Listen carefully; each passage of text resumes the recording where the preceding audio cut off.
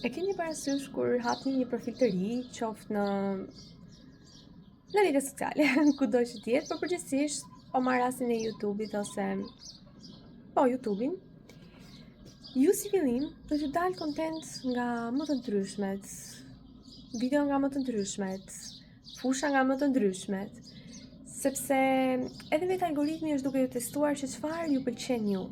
Dhe në momentin që ju të risheni nga video specifike, i klikoni dhe i shikoni, i jepni like dhe vazhdimisht i shikoni, edhe algoritmi do të ndryshoj videot që ju shfaq.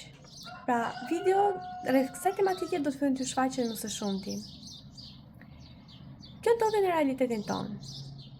Dhe ne me mendimet, fjalët, ndjenjat, me gjithë çka që ne bëjmë, ne mendojmë në realitetin si një algoritëm. Ne do të marrim më shumë prej saj.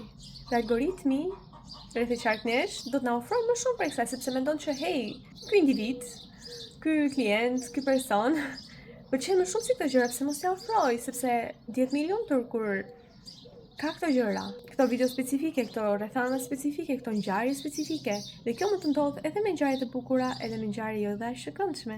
Për shembull, nëse ju jeni të fokusuar tek mendimet negative, do të vini re që edhe më shumë do të vinë. Sa më shumë fokusoni aty, do të vinë edhe më shumë gjëra që ju të ndjeni edhe më keq.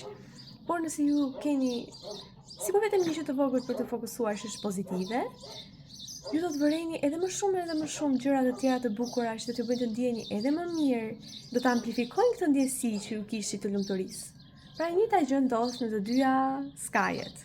Kështu që duhet jemi të kujdesshëm me çfarë mendojmë, me çfarë zgjedhim, me fjalët që ne flasim, me veprat që ne bëjmë. Të gjitha këto diktojnë mënyrën se si realiteti jon do të na përgjigjet. Ashtu sikurse algoritmi në këto platforma të ndryshme.